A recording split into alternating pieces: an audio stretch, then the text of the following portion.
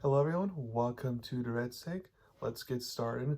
Let's go over the NFL wild card games, and then I'll go over my divisional round predictions. But I want to start off and specifically focused on the teams that lost their wild card game, and go over things what they could potentially do next year to get back into contention. So let's start off with Miami. Even though the Dolphins, made their mistakes in this game, credit to them for having this even be a close game, although it was more just Buffalo screwing up with their turnovers. But credit to them that they're even in this game, because I projected it was going to be a blowout like most everyone else did, since Tua was not playing. It shows they're not far off from being contenders. The first step is to improve their defense, specifically their secondary, because they were getting torched for the last month of the season, basically. So they need to improve on that. And then the reports say that Tua is going to be their guy next year. And it's like, I would have gone the Tom Brady, Derek Carr out, or something like someone who's not going to get injured because Tua has a bad injury history. But if they are going to stick with Tua, then if I were them, I'd have a backup option just in case if Tua once again gets injured, which he probably will. So whether that's, drafting someone that because it looks like Skylar Thompson's not it, and obviously Teddy Bridgewater, it could be it's not it. But the problem is Teddy Bridgewater Skylar Thompson combo um, went like 1-5, during Tua's absence, and they need to get someone who can win them more games if Tua has to miss some time. Um, that's what I would do if they're gonna stick with Tua, is have a backup option there, QB. Baltimore. Like Miami, even though they made crucial mistakes at the end, credit to them for keeping this close when it wasn't supposed to be close.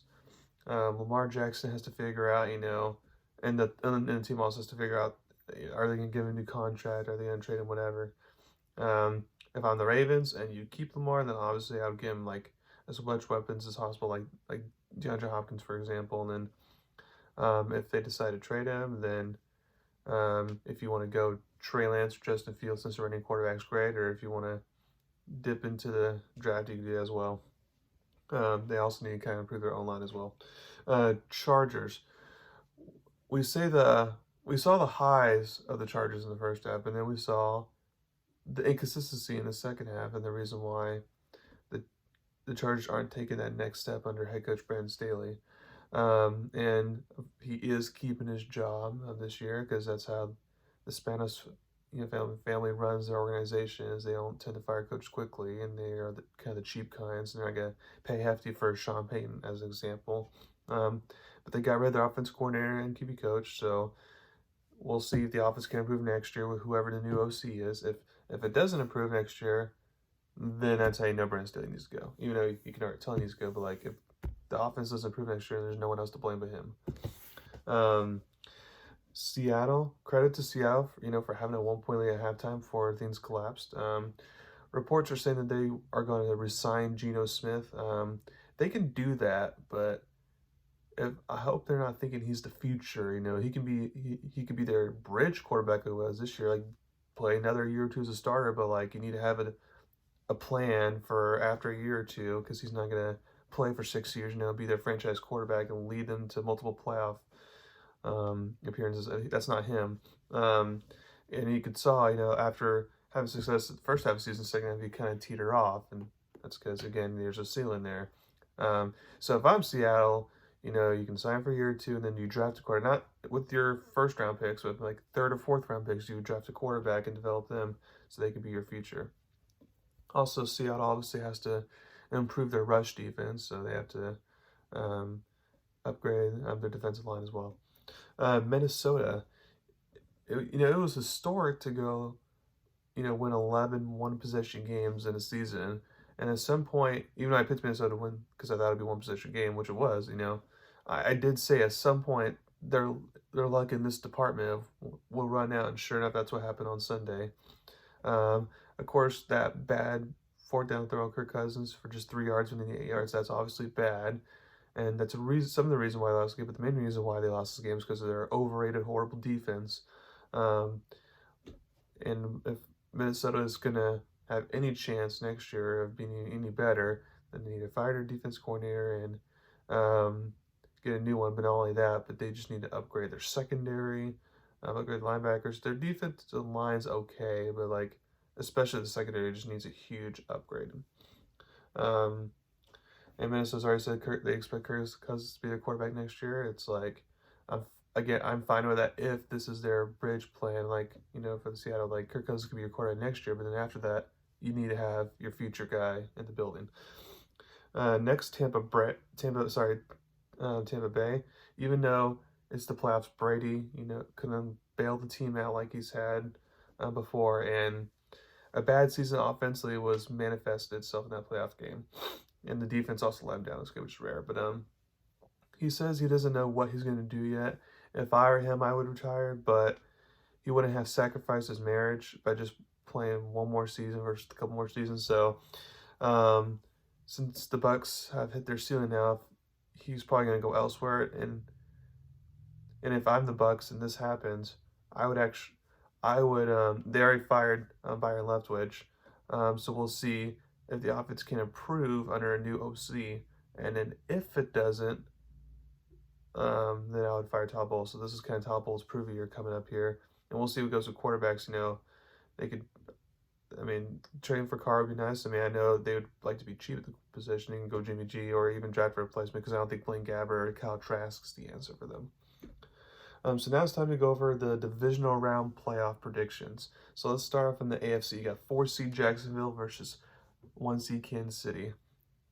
The one reason why I can see this being a closer game than it should is because the Chiefs secondary is nothing to write home about.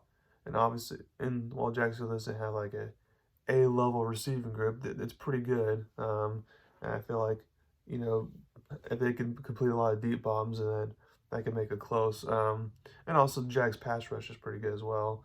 But I feel like this is just one of those games where it's like, it was a fun ride, Jacksonville, but your story ends here. The Chiefs are, especially coming off a bye here, they're just going to be too much to overcome.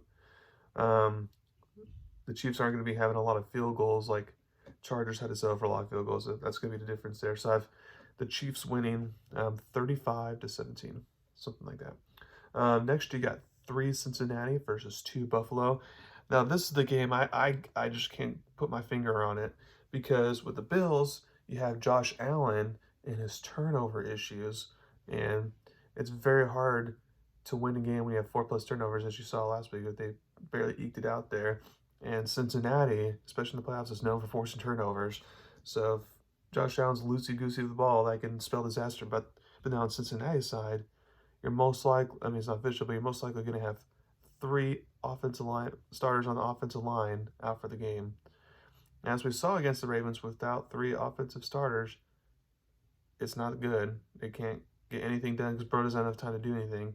And then, as we saw, with the Chiefs against the Bucks, like when you face really good teams and your offensive line has too many injuries and is not that good, then it can spell disaster. Now, luckily, Joe Burrow is used to dealing with the battle lines as we dealt with last year with the bottom 10 on line, and he was still able to get the job done. So that's why it's not possible that Cincinnati wins this game on the road, but I'm just going to go with Buffalo here just because they're the more healthier team, I would say, than Cincinnati is. So I'm going to go Buffalo by 1. And a surprisingly lower scoring game. You'd think this would be a high scoring game, but I'm going to go with a lower scoring game. 17-16. Next, you got the NFC, got the Giants versus the Eagles. Now, I can definitely see some rust happening with the Eagles, especially like if Jalen Hurts, decides not to run a lot and stuff, becomes a pocket passer, and they're just trying to make it very simple so he doesn't get re-injured, same with other key players like Lane Johnson, you don't want him getting re-injured. So if I think Philly's, basically just going to try to make this an ugly game, not try to make it a shootout by any means. But I also think the Giants and their offense here, I know they had success against Minnesota, but I feel like they won't have success here against a good Philly defense. So I think this will be a close game throughout, but then Philly makes a few key plays here and there to kind of, put their stamp on the game. So I have Philly winning 27-13. Next, you got 5 Dallas versus 2 San Francisco.